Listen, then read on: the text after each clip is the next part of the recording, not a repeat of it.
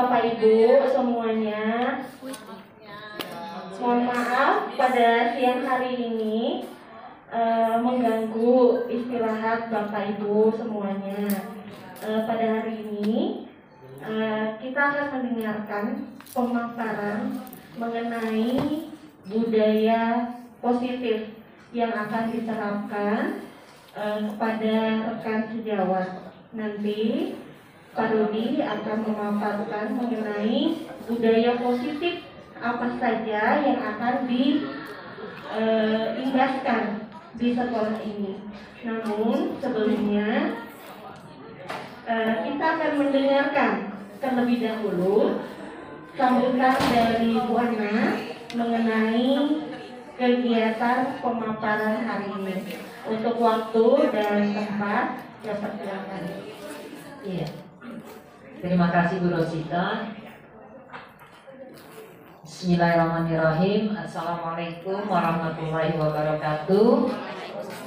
Salam sejahtera untuk semua.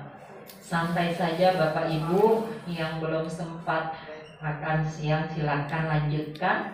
Namun sambil santai tapi sambil fokus mendengarkan praktik baik yang akan dipaparkan oleh Pak Rudi.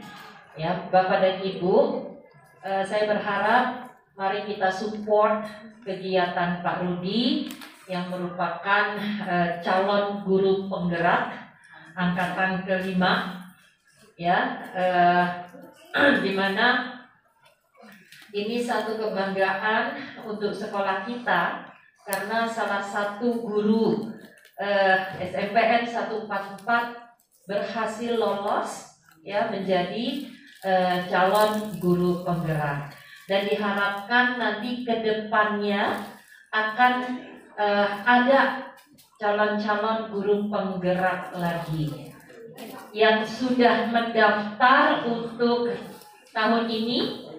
Ada 3 orang ya kalau nggak salah ya, Pak Jai, Pak Tian, dan Pak Agus. Ya, mudah-mudahan nanti ketiga-tiganya pun menyusul seperti langkah Pak Rudi, ya. Dan diharapkan dari Bapak dan Ibu juga ikut mengikuti langkah Pak Rudi, karena berdasarkan Permendikbudristek nomor 6 kalau nggak salah ya Pak Rudi ya, nomor 6 tahun 2020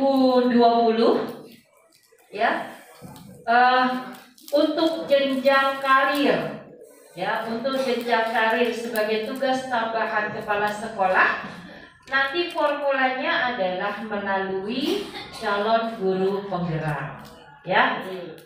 Jadi Bapak Ibu yang akan mengembangkan karirnya, silakan untuk mengikuti kegiatan tersebut ya. Nanti sebelum paparan mungkin Pak Rudi sekilas pandang menceritakan kesan-kesannya, dan mudah-mudahan ini memberikan motivasi buat Bapak Ibu guru ya. Jangan ini dijadikan momok yang menakutkan dan menyeramkan dan memberatkan, tidak ya, tetapi ini adalah satu alur yang mengalir ya, mengalir mengikuti saja alirannya, dan mudah-mudahan ini bisa memberikan keberkahan untuk kita semua. Amin ya rabbal alamin. Ya Bapak dan Ibu, sekali lagi mohon support dan dukungan dari Pak Rudi, karena pelatihannya sampai bulan Desember ya, pelatihannya sampai bulan Desember, dari bulan Juli ya, dari Juni malah, jadi 6 bulan pelatihannya ya. Tapi banyak ilmu yang didapat ya, banyak ilmu yang didapat. Salah satunya nanti Pak Rudi akan mengimbaskan pada kita ya. Nah, saya berharap Pak Rudi ketuk tularkan ilmu yang didapat agar kita bisa memanfaatkan secara bersama-sama untuk kemajuan sekolah kita. Ya, demikian sambutan dari saya. Sekali lagi Bapak dan Ibu mohon untuk mengikuti kegiatan ini dengan serius tapi santai dan memberikan masukan yang terbaik untuk praktik baik yang akan dilaksanakan oleh Pak Edi.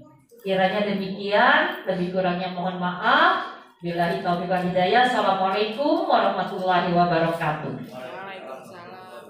Baik, Bu Ana terima kasih atas sambutannya. Tadi Bu Ana menyampaikan bahwa rasa syukurnya gitu ya, Pak Rudi bisa masuk ke dalam guru penggerak. Semoga nanti Pak Rudi bisa menceritakan proses awalnya, kemudian kegiatannya apa saja sih Pak Rudi, sehingga mungkin bisa menginspirasi bagi kami. Mungkin salah satu di antara kami ada yang tertarik mengikuti guru penggerak untuk selanjutnya.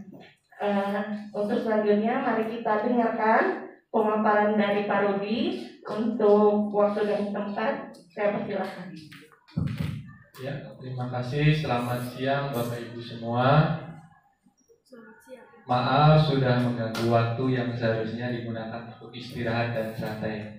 Tapi pada kesempatan kali ini acaranya tidak usah begitu formal, yang penting ngobrol-ngobrol santai saja di samping makan siang juga tidak apa-apa.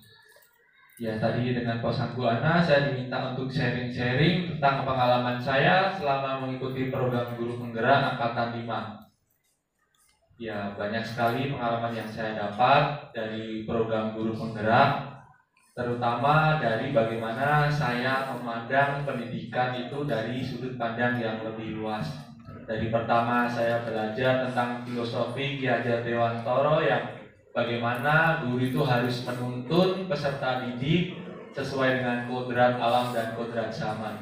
Dan selama ini yang banyak dilakukan di lapangan tentu saja mungkin masih ada sedikit yang kurang sesuai ya dari program guru penggerak ini, dan sebagian Bapak Ibu guru juga pernah membacanya di modul platform Merdeka Belajar, pasti juga sempat membuka dan sempat mengerjakan dan sempat membuka tentang video-video belajar di sana. Kurang lebih yang saya ikuti kurang lebih sama seperti itu, tentang bagaimana cara memandang pendidikan, bagaimana menuntun anak kepada kodrat alam dan kodrat zamannya.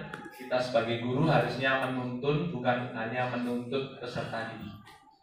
Dan masih banyak lagi pengalaman yang saya jalani, dan semoga kedepannya saya dapat menyelesaikan apa yang telah saya mulai. Lalu ada sedikit informasi tentang pembukaan guru penggerak angkatan 8, 9, dan 10 yang kuotanya lebih besar daripada angkatan yang saya jalani. Angkatan 5 kuotanya 2.400, dan di angkatan ke-8, 9, dan 10 kuotanya hampir 10 kali lipat. Jadi Bapak Ibu guru yang statusnya mungkin belum PNS dan akan menyusul PNS atau P3K, ini merupakan salah satu alternatif bagi Bapak Ibu guru semua. Apalagi yang belum mempunyai sertifikat pendidik, bagi Bapak Ibu guru yang memiliki niat untuk mendaftar dalam program guru penggerak, ini salah satu alternatif atau jalan tol yang baik. Apabila Bapak Ibu guru mengikuti guru penggerak dan lulus mendapatkan sertifikat, itu tidak usah PPG lagi. Jadi Bapak Ibu guru yang belum sertifikasi, jadi mengikuti program guru penggerak sama dengan pendidikan PPG. Akan tetapi di akhirnya nanti yang sudah memiliki sertifikat guru penggerak, diakui profesinya hanya mengikuti ujian tulis saja. Jadi tidak ada perkuliahan selama 6 bulan. Jadi nanti langsung pada saat sudah memiliki sertifikat diberikan kesempatan untuk mencoba uji profesi atau ujian tulis nasional kalau zaman saya dulu, yang untuk mendapatkan sertifikat pendidik. Jadi pemerintah juga memfasilitasi seperti itu. Mungkin itu saja sedikit tentang pengetahuan saya bagaimana cara mendaftar guru penggerak dan prosesnya. Langsung saja, saya di sini bukan untuk menggurui Bapak Ibu guru yang sudah lebih pengalamannya lebih baik dari saya. Akan tetapi saya di sini mencoba untuk mengimbaskan apa yang sudah saya pelajari dan apa yang harus saya laksanakan untuk memenuhi tugas dari aksi nyata modul 1.4 yang sedang saya pelajari tentang budaya positif. Mungkin di sekolah ini juga sudah banyak sekali budaya positif yang secara tidak kita sadari sudah kita lakukan dan sudah kita biasakan. Akan tetapi saya di sini mencoba memberikan sedikit tentang pemahaman yang saya terima dari pelatihan saya, kurang lebih mempelajari modul ini 2 minggu. Semoga dalam saya menyampaikan bisa sedikit menambah wawasan Bapak Ibu guru. Yang pertama tentang pengertian budaya positif. Budaya positif adalah nilai-nilai, keyakinan-keyakinan dan kebiasaan-kebiasaan di sekolah yang berpihak pada murid agar murid dapat berkembang menjadi pribadi yang kritis, penuh hormat dan bertanggung jawab. Latar belakang perlunya budaya positif ditanamkan di sekolah adalah suasana positif yang sangat mendukung dalam menciptakan pembelajaran yang kondusif. Karena dengan suasana yang positif, murid dan guru akan menemukan suatu kondisi pembelajaran yang menyenangkan, sehingga proses pembelajaran dapat berjalan tanpa adanya suatu beban atau paksaan, tetapi menjadikan sebuah kebutuhan.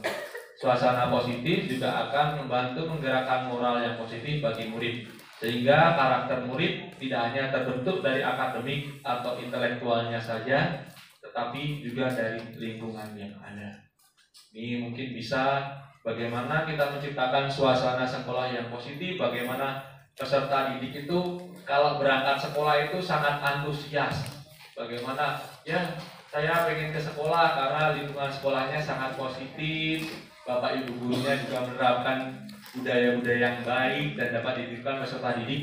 Dan peserta didik mungkin akan ada sedikit sedih ketika pulang dari sekolah karena ya saya meninggalkan lingkungan yang positif, jadi mereka akan ada tersirat rasa sedih saat meninggalkan sekolah. Yaitu mungkin merupakan cita-cita yang akan diterapkan apabila sekolah dapat menerapkan dan membiasakan budaya positif.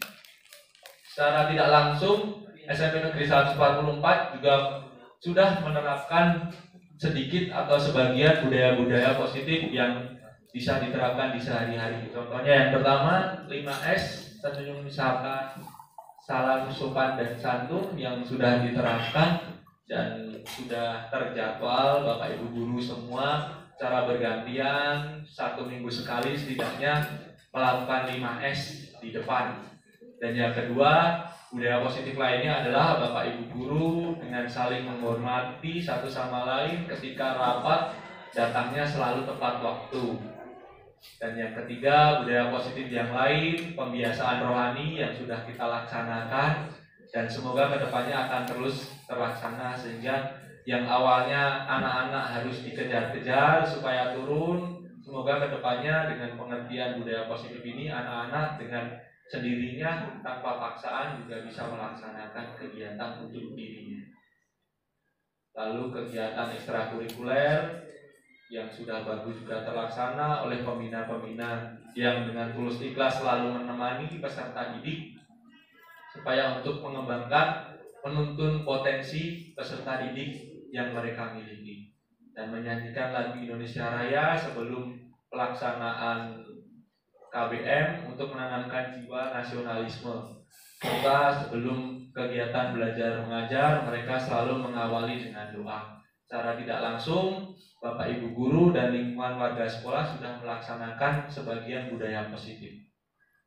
Lalu di sini ada beberapa materi yang akan saya bahas. Yang pertama adalah perubahan paradigma belajar, lalu disiplin positif, motivasi perilaku manusia, kebutuhan dasar manusia, posisi kontrol diri, keyakinan kelas, dan segitiga restitusi.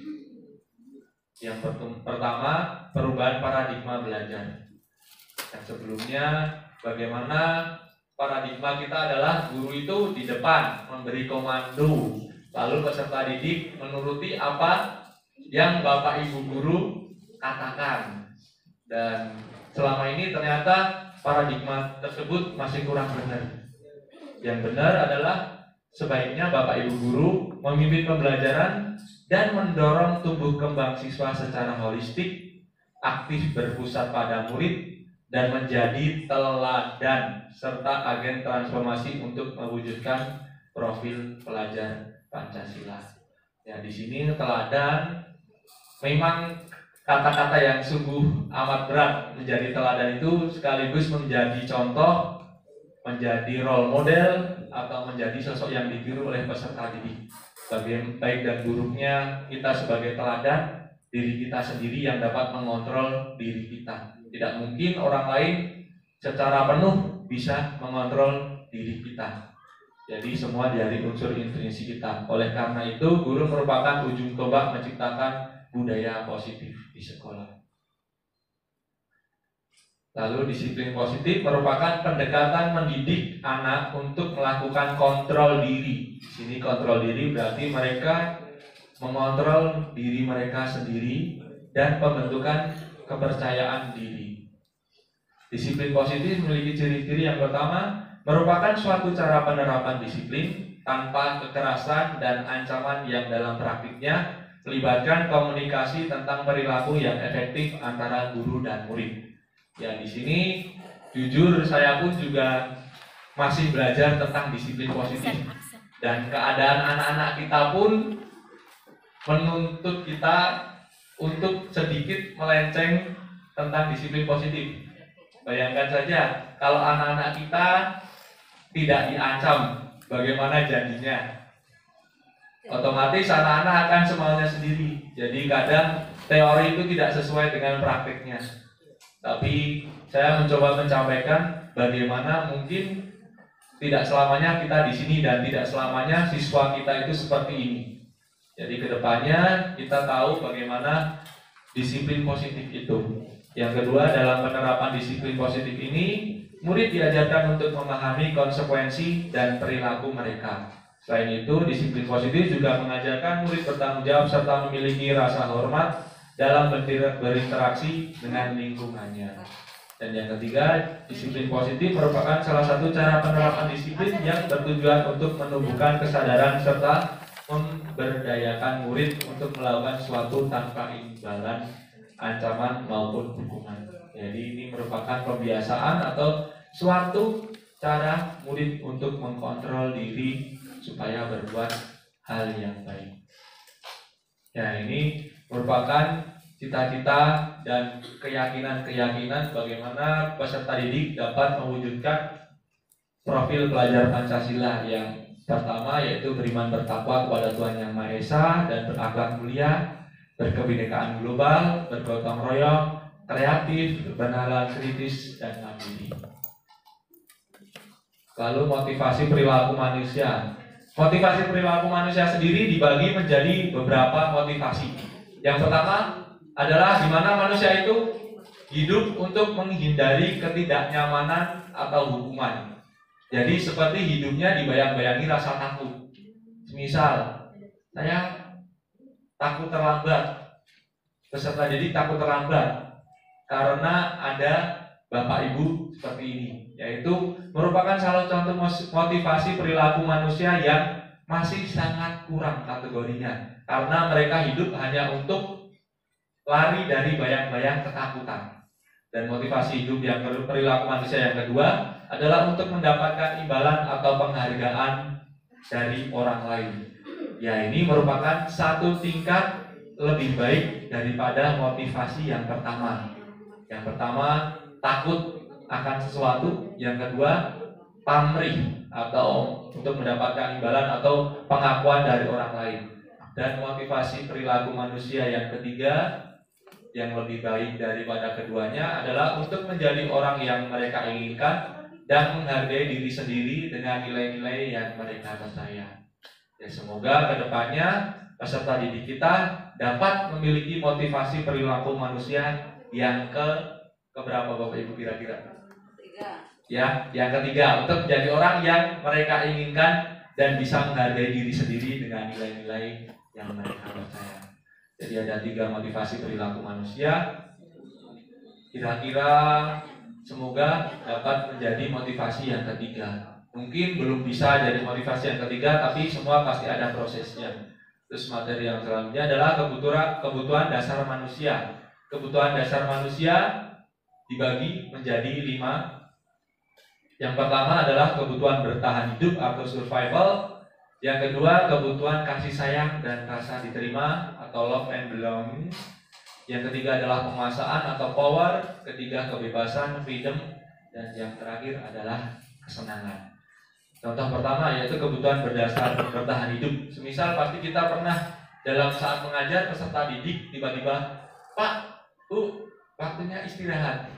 Kita pun juga tahu kalau sudah istirahat. Jadi mereka itu memiliki kebutuhan untuk bertahan hidup, kebutuhan untuk pengen makan, pengen minum. Jadi itu merupakan kebutuhan dasar manusia. Akan tetapi kita sebagai guru menuntun mereka untuk menyadarkan mereka bahwa kalau ya Bapak Ibu guru masih di dalam kelas, ya otomatis kalian juga harus menghargai dan menghormati Bapak Ibu guru. Yang kedua, kebutuhan kasih sayang dan rasa diterima. Contohnya, suatu saat peserta didik berbuat indisipliner atau iseng yang merusak sesuatu. Sebenarnya mereka itu melakukan hal itu belum tentu karena mereka dorongan dari dalam. Mungkin bisa juga dari mereka itu mencari perhatian kepada Bapak Ibu guru, yang merupakan salah satu contoh dari kebutuhan kasih sayang. Mungkin di rumahnya tidak cukup mendapatkan kasih sayang dari orang tuanya, sehingga dia caper atau cari perhatian dengan berbuat indisipliner. Itu contoh yang kurang baik. Lalu penguasaan atau power, di mana manusia itu tidak pernah memiliki rasa puas. Jadi pengen berkuasa, pengen menguasai, dan pengen mengontrol orang lain. Itu merupakan salah satu kebutuhan dasar manusia. Akan tetapi bagaimana kita bisa menggiring peserta didik untuk penguasaan atau powernya itu kepada hal-hal yang baik, menggiring peserta didik untuk melakukan hal-hal baik. Kebutuhan kebebasan, otomatis peserta didik juga memiliki bagaimana freedom itu dalam dirinya. Tidak selamanya guru bisa mengatur semua yang dimiliki peserta didik. Kita harus sadar juga bahwa setiap manusia itu memiliki kebebasan dan kesenangan. Otomatis mereka dalam usia karakteristik peserta didik usia 12-15 tahun, mereka masih mencari kesenangan atau fun yang begitu dinamika dalam kehidupannya. Lalu posisi kontrol diri. Yang pertama adalah penghukum, yang kedua adalah pembuat rasa bersalah, yang ketiga adalah sebagai teman, yang keempat sebagai pemantau, dan yang kelima adalah sebagai manajer. Kita bisa refleksikan diri kita. Nanti saya akan sedikit mengulas bagaimana 5 posisi kontrol manusia. Jadi nanti Bapak Ibu guru bisa merefleksikan saya sedang dalam posisi apa. Nanti akan sedikit terlihat tentang pemaparan saya meskipun hanya sekilas. Yang pertama, posisi diri sebagai penghukum, yaitu dengan ciri-ciri nada suaranya tinggi, bahasa tubuhnya mata melotot, jari menunjuk dan menghadik. Mungkin ada tambahan lagi membawa pentung atau membawa apa, itu mungkin bisa dimasukkan seperti ini. Ini bukan menghardik Bapak Ibu guru, akan tapi saya hanya sekilas saja, karena karakteristik peserta didik kita pun juga dalam kategori spesial dan butuh perhatian khusus. Contoh kalimat atau contoh kata bagaimana kontrol diri sebagai penghukum. Contoh kalimatnya, patuhi aturan saya atau awas, selanjutnya memberikan ancaman. Selalu kamu yang terakhir mengumpulkan tugas, dan seterusnya. Contohnya masih banyak lagi. Lalu membuat kontrol diri sebagai pembuat rasa bersalah.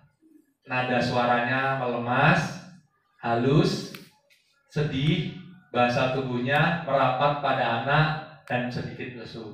Contohnya, ibu sangat kecewa sekali denganmu nak. Kenapa kamu tidak mengumpulkan tugas padahal ibu guru sudah memberikan waktu, dan seterusnya. Lalu contoh yang kedua, bagaimana kalau orang tuamu tahu kamu berbuat seperti ini? Bagaimana kalau bapakmu tahu kalau kamu lakukan ini? Ini merupakan kontrol diri sebagai pembuat rasa bersalah. Dan yang ketiga, kontrol diri sebagai teman. Nada suara ramah, akrab, dan sering bercanda. Bahasa tubuh merapat pada murid, mata dan senyum jenaka. Contoh kalimatnya, ayo nak bantulah demi ibu ya.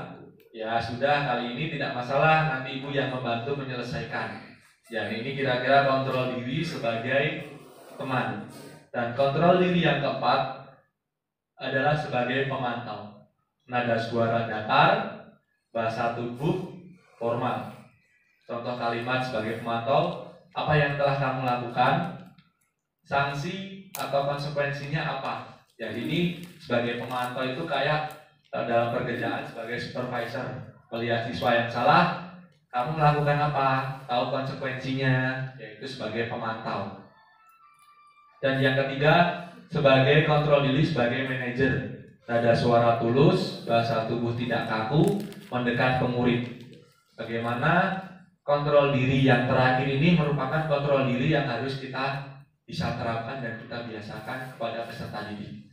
Contohnya, apa kamu meyakini tentang aturan yang telah kita buat? Nah, jika kamu meyakininya, apakah kamu mau memperbaikinya? Jika peserta didik melakukan kesalahan, kita bertanya seperti itu apabila kita memiliki dan menjadi peran sebagai manajer. Lalu masuk materi selanjutnya, yaitu tentang keyakinan kelas. Memahami pentingnya memiliki keyakinan kelas sebagai fondasi dan arah tujuan sebuah kelas yang akan menjadi landasan dalam memecahkan permasalahan di dalam kelas. Ya, keyakinan kelas ini yang dimaksud seiring berkembangnya waktu, betapa pintar orang-orang yang ada yang mengurus tentang pendidikan ini, yang dulunya keyakinan kelas ini istilahnya sebenarnya seperti tata tertib atau aturan sekolah. Ya, lalu setelah awal-awal kurikulum prototype, muncullah apa yang namanya kesepakatan kelas. Kalau aturan tata tertib itu kan yang dari atasan memberikan tata tertib, otomatis peserta didik harus mengikuti. Lalu muncullah kesepakatan kelas. Kesepakatan kelas bagaimana guru dan peserta didik dapat memusyawarahkan apa yang boleh dan tidak boleh dilakukan. Lalu berkembang lagi yang terbaru adalah tentang keyakinan kelas.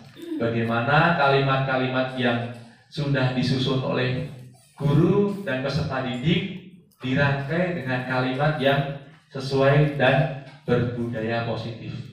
Contoh, saya akan memaparkan langkah mewujudkan disiplin positif. Bagaimana langkahnya? Yang pertama adalah membuat kesepakatan kelas. Bentuknya kontrak belajar yang berlaku untuk seluruh siswa dan guru. Lalu setelah kesepakatan kelas itu ada, lalu membentuk keyakinan kelas. Salah satu contoh keyakinan kelas, semisal yang sebelumnya kontrak belajar, datang tepat waktu, tidak boleh terlambat, tidak boleh memainkan HP saat pelajaran, lalu tidak boleh bullying, tidak boleh bercanda berlebihan. Itu kalimat dalam kesepakatan kelas. Akan tetapi dalam bentuk keyakinan kelas, kalimat itu disusun sehingga narasinya lebih mencerminkan disiplin positif dan menghargai. Contoh, setiap anggota kelas perlu belajar. Nah, ini mungkin di dalam satu kalimat ini sudah include beberapa kesepakatan kelas. Contohnya, datang tepat waktu, harus fokus, tidak boleh bercanda. Itu masuk dalam setiap anggota perlu belajar. Lalu setiap anggota kelas perlu senang. Setiap anggota kelas perlu melakukan kewajiban. Contohnya yang include dalam sini, semisal wajib mengumpulkan tugas, tidak boleh terlambat mengumpulkan tugas, dan mentaati peraturan sekolah, itu sudah masuk dalam setiap anggota perlu melakukan kewajiban. Dan yang keempat, setiap anggota kelas perlu saling menghargai. Di sini bisa include tidak bullying, tidak bercanda, itu bisa dimasukkan ke dalam keyakinan kelas yang keempat. Dan yang kelima, setiap anggota kelas perlu merasa aman. Contoh yang lain, kalimatnya bisa redaksinya seperti ini: selalu bersikap positif, senantiasa menjadi yang terbaik, percaya dan menghormati orang lain serta barang miliknya, berkomitmen terhadap setiap tugas atau bisa tanggung jawab, atau senantiasa membantu. Itu merupakan dua contoh keyakinan kelas. Dan satu lagi, formatnya mungkin dibuat singkat. Keyakinan kelas ada hormat, bekerja, diterima, dan dimiliki. Hormat sendiri dan definisinya, kami meyakini bahwa sangat penting untuk menghormati semua orang dan barang milik orang lain. Yang di sini sudah include juga menghormati semua orang dan barang milik orang lain. Di sini bisa include berarti tidak boleh mencuri, tidak boleh meminjam tanpa seizin orang lain, itu sudah include ke dalam hormat. Lalu bekerja, kami meyakini bahwa sangat penting untuk mengerjakan segala pekerjaan atau mengikuti kegiatan yang telah ditugaskan. Dan keyakinan kelas yang ketiga adalah diterima dan dimiliki. Kami meyakini bahwa sangat penting untuk merasa diterima pada suatu kelompok dan saling peduli satu dengan yang lainnya. Ini mungkin bisa ikut tentang tanggung jawab dan rasa memiliki dalam anggota kelas dan warga sekolah. Lalu materi yang ketiga adalah penanganan kasus dengan segitiga restitusi, di mana segitiga restitusi itu memiliki 3 tahap, yaitu tentang validasi tindakan yang salah, lalu menstabilkan identitas, dan menanyakan keyakinan. Menstabilkan identitas sendiri adalah berdasarkan prinsip bahwa berbuat kesalahan adalah proses pembelajaran, tidak mengkritik murid yang sedang berbuat kesalahan. Dan jujur, dalam tindakan atau perilaku dalam kehidupan sehari-hari, sebelum saya tahu tentang bagaimana penyelesaian masalah, dan setelah tahu pun saya juga masih kadang-kadang melakukan hal ini. Ketika murid berbuat salah, kita tegur langsung dan bilang kesalahannya. Ternyata setelah saya membaca teorinya, hal itu kurang tepat. Harusnya kita mengajukan pertanyaan untuk menstabilkan identitas peserta didik. Dengan contoh kalimatnya sebagai berikut, ada banyak. Berbuat salah itu tidak apa-apa, nah akan tetapi bla bla bla bla bla. Lalu kalimat yang kedua bisa tidak ada manusia yang sempurna. Jadi kita untuk menstabilkan identitas peserta didik, saya juga pernah berbuat salah dan melakukan kesalahan seperti itu. Itu contoh-contoh kalimat, dan kita bisa menyelesaikan ini. Bapak Ibu tidak tertarik mencari siapa yang salah, tapi Bapak Ibu ingin mencari solusi dari permasalahan ini. Kamu berhak merasa begitu. Dan kalimat yang terakhir mungkin dari menstabilkan identitas atau stabilis identity adalah apakah kamu sedang menjadi teman yang baik buat dirimu sendiri. Jadi kita tidak menghadik atau menyebutkan kesalahan peserta didik pada saat peserta didik tanpa tahu apa yang ada di belakang dia. Lalu yang kedua yang dilakukan dalam segitiga restitusi adalah validasi tindakan yang salah. Berdasar prinsip perilaku, berusaha memenuhi suatu kebutuhan tertentu, pernyataan atau pertanyaan dengan nada suara tidak menghakimi atau memojokkan. Contohnya kalimatnya, kamu melakukan karena kamu mempertahankan sesuatu yang penting bagimu kan, dan seterusnya. Kamu melakukannya bukan karena alasan tertentu. Contoh kalimat dari validasi tindakan yang salah atau validate the misbehavior adalah, padahal kamu bisa melakukan hal yang lebih buruk dari ini ya. Itu merupakan kalimat validasi tindakan yang salah. Kamu bisa punya alasan, kamu pasti punya alasan mengapa kamu melakukan hal itu. Kamu patut bangga pada dirimu sendiri karena kamu telah melindungi sesuatu yang penting buatmu. Ini untuk validasi tindakan yang salah. Dan kamu boleh mempertahankan sikap itu, tapi kamu harus menambahkan sikap yang baru yang lebih baik. Ini untuk validasi tindakan salah peserta didik. Dan yang terakhir, langkah dari segitiga restitusi yang ketiga adalah menanyakan keyakinan.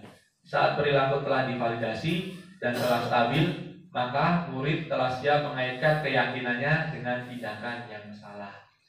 Jadi tadi peserta didik distabilkan dulu, lalu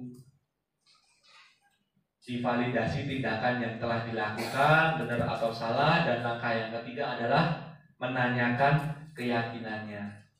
Ajukan pertanyaan, nilai-nilai apa yang telah disepakati, seperti apa gambaran kelas yang ideal menurut peserta didik.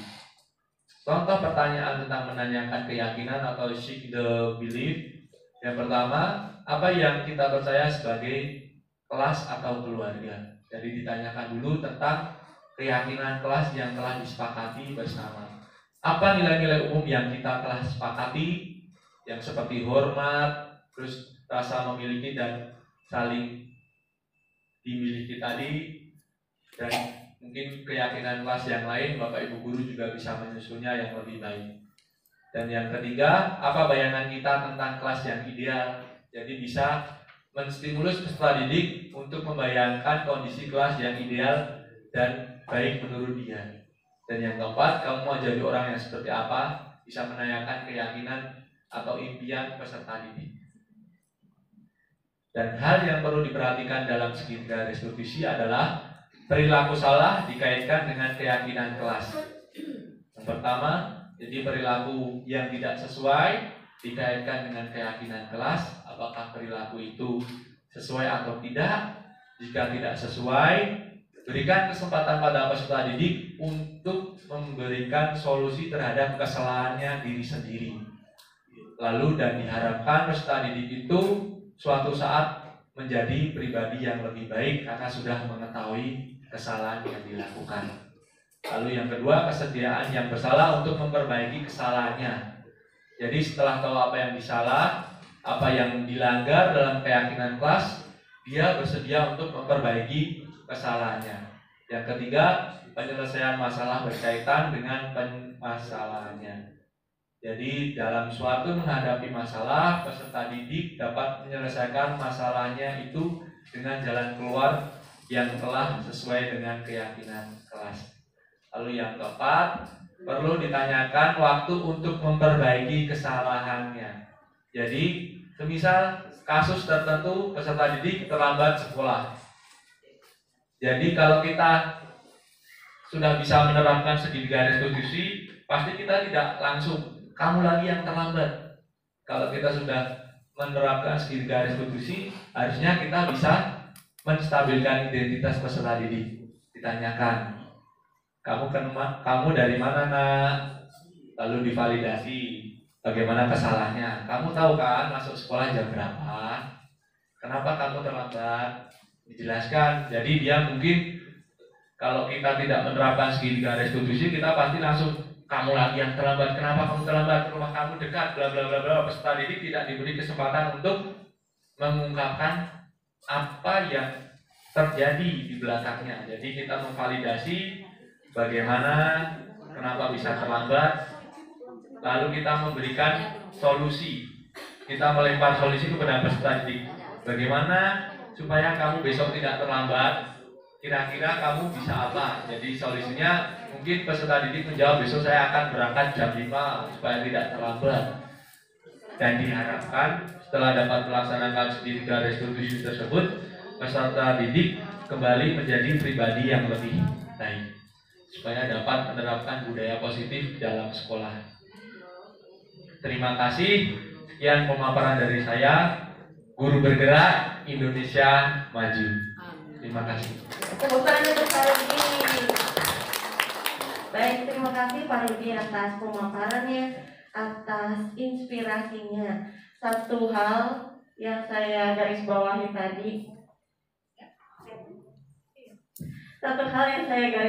tadi, bahwa guru jangan hanya menuntut, tetapi juga harus menuntun, gitu ya. Jadi saya langsung berefleksi sejauh mana saya sudah bisa menjadi guru yang baik, sejauh mana saya sudah bisa menularkan budaya positif yang ada kepada lingkungan sekitar dan peserta didik.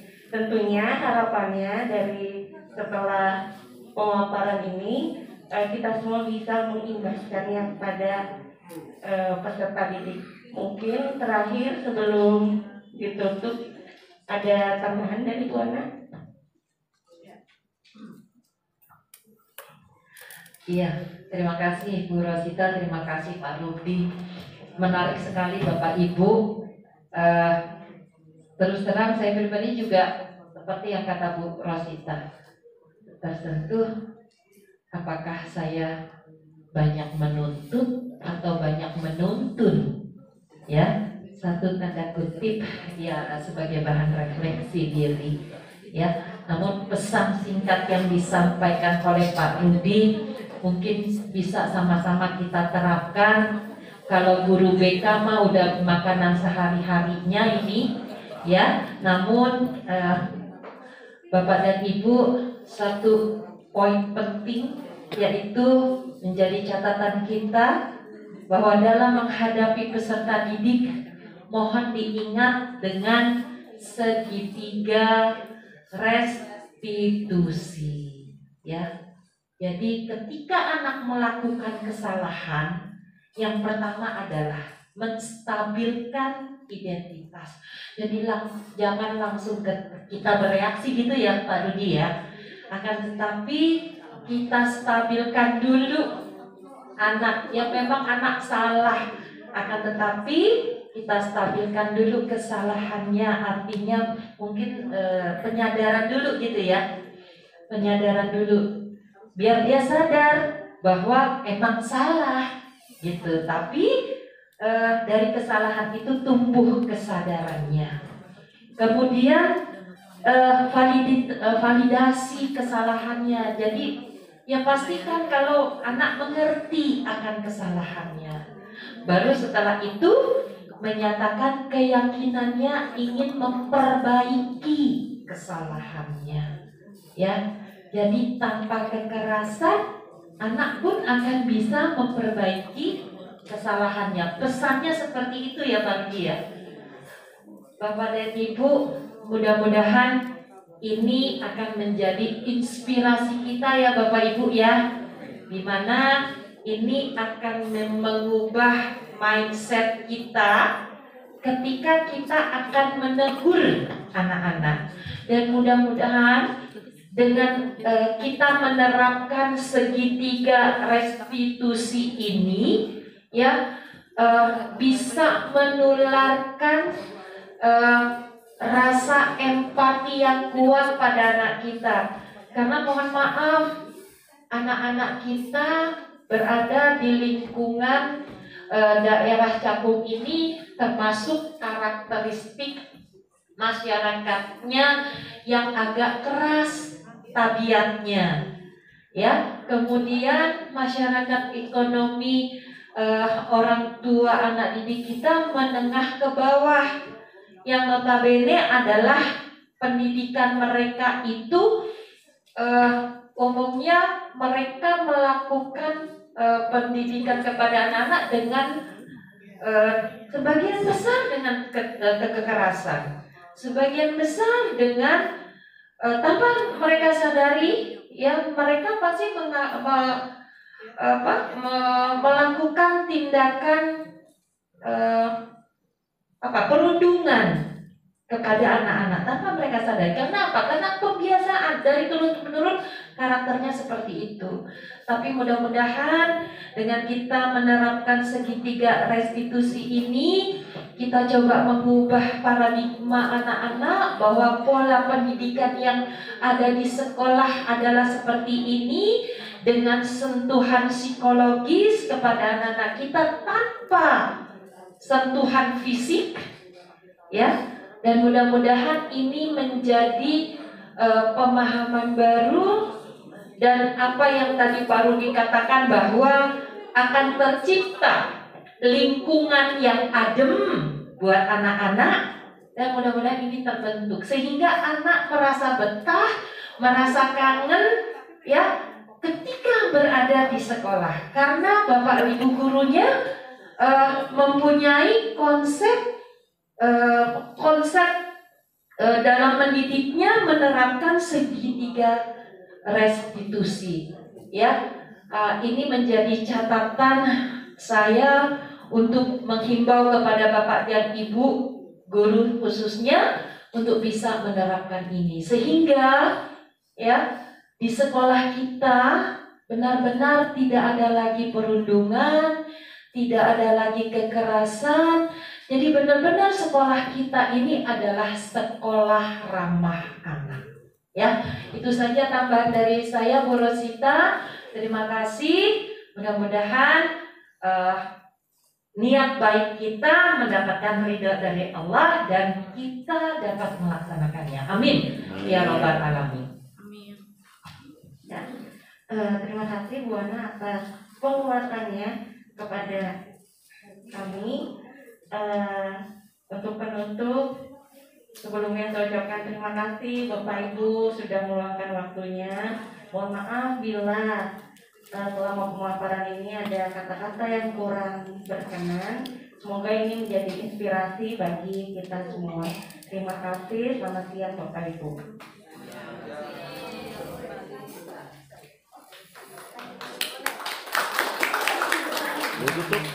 Barangkali Bapak Ibu ada yang mau bertanya tentang budaya positif ke Pak Rudi, mumpung ada narasumbernya langsung.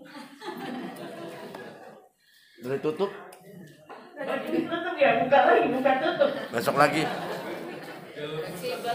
Oh nggak ada, kayaknya udah ngerti semua deh ini. Tinggal penerapannya ya. Apalagi yang tadi mendengarnya sambil gini nih, sambil sayang terdengar. Itu berada dalam alam tambang sadar. Biasa situasi seperti itu tuh nyantelnya kuat banget. Ya, ya. Jadi kayak kita mendongengkan anak ketika mau tidur ya, menanamkan nilai-nilai. Jadi kalau yang tadi Bapak Ibu mendengarkannya sambil ya, insya Allah itu akan meresap banget deh. Mudah-mudahan nanti akan bisa menerapkannya. Amin. Ya Robbal Alamin. Seperti dinabobokan ya, manusiawi kok. Oke. Silakan Bapak Ibu sharing-sharingnya. Ya, mungkin bisa mau menambahkan, masukan, silakan. Atau mau bertukar pengalaman. Silakan Bu Lucy. Terima kasih. Selamat siang. Ada panahnya Bu Lucy. Silakan. Terima kasih. Selamat siang. Selamat sore buat kita semua. Untuk segitiga restitusi tadi saya sedikit tergelitik hati saya. Karena ada beberapa siswa yang tanda petik itu lagi, jadi kamu lagi, dan itu pasti dilakukan oleh kita semua ya Bapak Ibu ya, terutama kalau memang yang pingsan itu juga terus, jadi kita itu lagi kan. Kemudian yang kedua, yang selalu keluar masuk kelas itu lagi, jadi kita kayaknya nggak sabar lagi pakai segitiga restitusi, langsung to the point, kamu lagi. Terima kasih. Ya, terima kasih Bu Lucy atas pengalamannya yang memang itu kenyataannya absolut itu ya.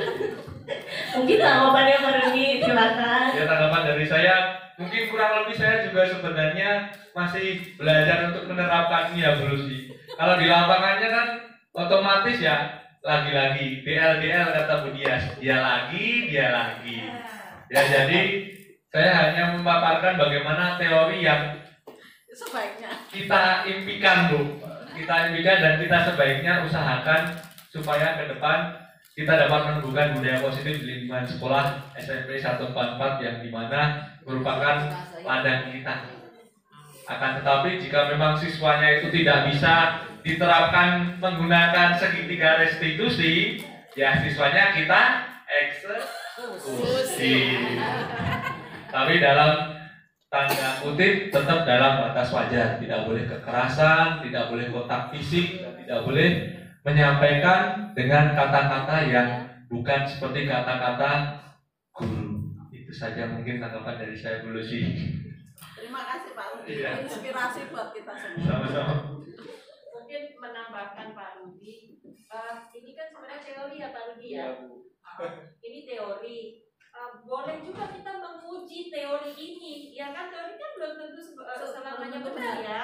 Oke, ya kita bikin hipotesisnya ya, hipotesis nol sama hipotesisnya. Mana nih yang cocok nggak teori ini untuk diterapkan di sekolah kita? Tentu dengan kita sudah merefleksikan diri dulu dan memang sudah menerapkan apa yang menjadi inti dari teori segitiga restitusi ini. Yang dulu sih Bapak Ibu semuanya bismillah ya kita coba dengan niat yang baik ya.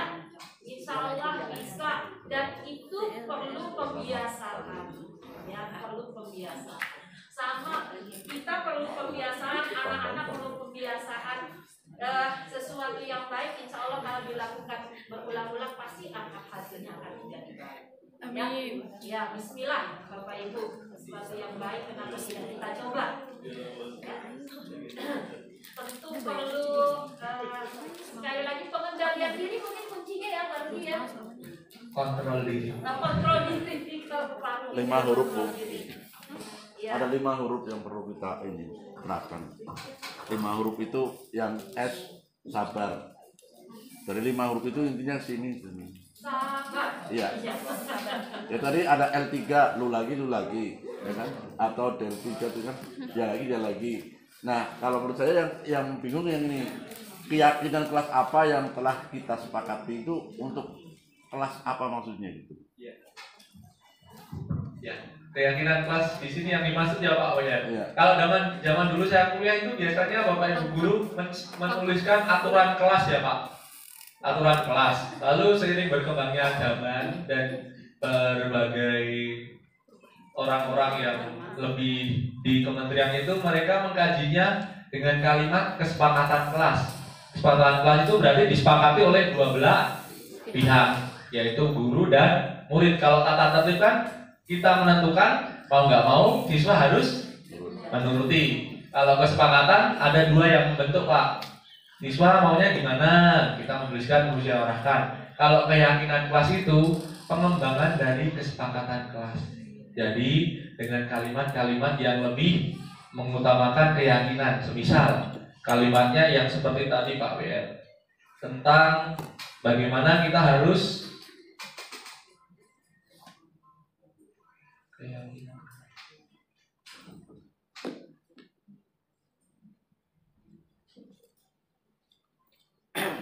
Ini contoh-contoh kalimat keyakinan kelas Pak.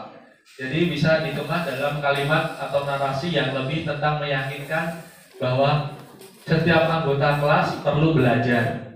Setiap anggota kelas perlu senang. Di setiap anggota kelas perlu belajar ini di dalamnya otomatis harus ada tepat waktu, dan itu sebelum keyakinan kelas ini kita bentuk, peserta didik sudah harus memahami tentang kesepakatan belajar dulu.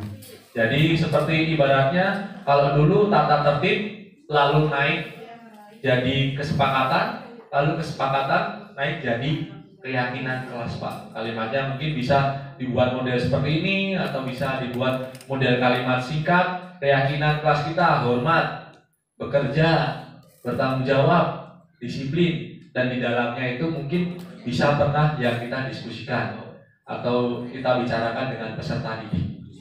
Itu Pak WR tentang keyakinan kelas. Ya, ada lagi Bapak Ibu. Berarti nanti Boleh nih wali kelas menerapkannya ya. Minggu depan kan ada pembinaan kelas nih, ya. Nah, coba deh diterapkan oleh wali-wali kelas membuat keyakinan kelas, ya. Membuat keyakinan kelas nanti bentuknya seperti apa? Yang ngobrol bersama dengan anak-anak, ya. Nah, kelasnya maunya seperti apa, ya? Kalimat-kalimat positifnya mungkin Pak Rudi nanti di-share ya Pak Rudi ya, biar teman-teman dapat materinya supaya nanti minggu depan, Senin depan pembinaan kelas ya Bu Cucu ya. Minggu depan pembinaan kelas, coba Bapak Ibu kita praktekkan ya dengan membuat keyakinan kelas di kelas yang Bapak Ibu bina ya. Ada lagi Bapak Ibu, tadi sudah dijelaskan ya mengenai keyakinan kelas. Saya Bu Sita. Ya boleh Pak. Maaf saya terlambat nanti. Lambat ngantuk lagi.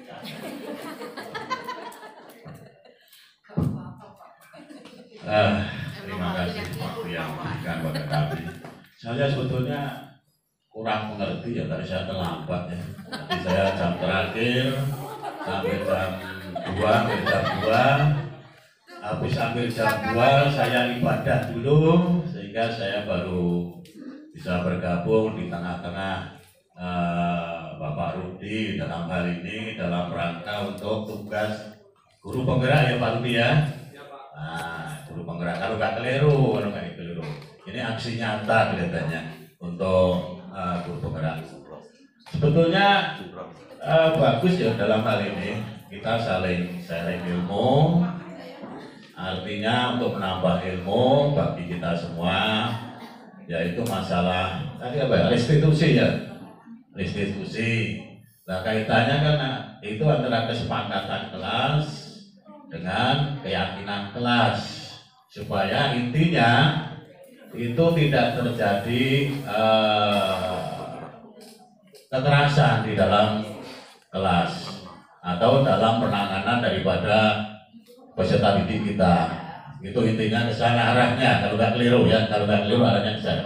Intinya Bapak Ibu guru pengendalian diri ataupun dalam hal ini kontrol dalam arti untuk menghindari kontak fisik kepada peserta didik. Ini yang saya tanyakan Mas Rudi, apakah teori ini sudah dilaksanakan ya? Lalu berapa prosentasinya teori ini dilaksanakan keberhasilannya? Karena apa? Karena kan teori ini bisa diterapkan, bisa tidak, tergantung kondisi keadaan daripada sekolah tertentu. Ya. Dengan demikian, kalau misalnya sudah diterapkan, ini kira-kira berapa prosentasinya atau berapa ribu lah? Indonesia kan banyak itu sekolah-sekolah itu, ada ribuan lagi. Wah, itu Pak Wanya tambah jutaan. Itu dilihat dari segi SD, SMP, lalu SMK, TK-nya, nah itu kan kelihatannya banyak. Nah ini kira-kira persentase untuk diujikan ini sudah berapa persen keberhasilannya? Lalu yang kedua yang perlu saya tanyakan, ini kan dalam arti kita ini belajar. Dalam belajar itu pasti ada kekurangan. Dengan demikian, melihat udah waktunya ada, saya udah kasih order ya. Itu aja Mas Rudi, waktunya ada, kasihan yang pakai tiker, kasihan nanti. Baik Pak, Saya juga jam ini udah khawatir karena udah lebih dari jam 3, sempat deg-degan juga lihat jam. Apakah bisa segitiga restitusi ini diterapkan dalam sekolah kita? Tadi saya menyimak pertanyaan Pak Agus secara tidak langsung, tadi dari pernyataan Pak Agus sudah menjawab pertanyaan Pak Agus sendiri. Kembali ke kondisi sekolah masing-masing. Dan untuk presentase keberhasilan penerapan segitiga restitusi ini, kebetulan saya pun juga belum tahu hasil studinya seperti apa. Akan tetapi dalam penerapannya ini sudah sering diterapkan dalam keilmuan di dunia pendidikan Pak Agus. Untuk presentasenya nanti saya jawabnya buat PR buat saya ya Pak. PR buat saya. Ya nanti saya cari dulu ya Pak. Iya. Bapak dan Ibu, sebelum ditutup kembali oleh Bu Rosita, saya ingin mengucapkan banyak terima kasih. Pada hari ini, alhamdulillah kegiatan UKBI di sekolah kita berjalan lancar. Sekali lagi kita applause untuk guru bahasa Indonesia, ya. Dan mudah-mudahan hasilnya baik, bagus, sehingga mengangkat nama baik sekolah. Sekali lagi terima kasih Bapak Ibu yang sudah mensukseskan kegiatan ini. Terima kasih juga Bapak Ibu yang telah mensupport dengan meminjamkan laptop. Bahkan ada beberapa yang sampai saya japri karena memang kita butuh banget. Ya, sekali lagi terima kasih atas perhatian, dukungan, support Bapak Ibu untuk sekolah kita. Dan mudah-mudahan apa yang sudah Bapak Ibu lakukan mendapatkan ridha dari Allah dan Allah mudahkan urusan Bapak Ibu. Amin ya rabbal alamin. Silakan Bu Rosita. Iya. Sekali lagi terima kasih Bapak Ibu, waktu sudah menunjukkan jam 3 lebih 5. Selamat siang semuanya. Selamat pulang.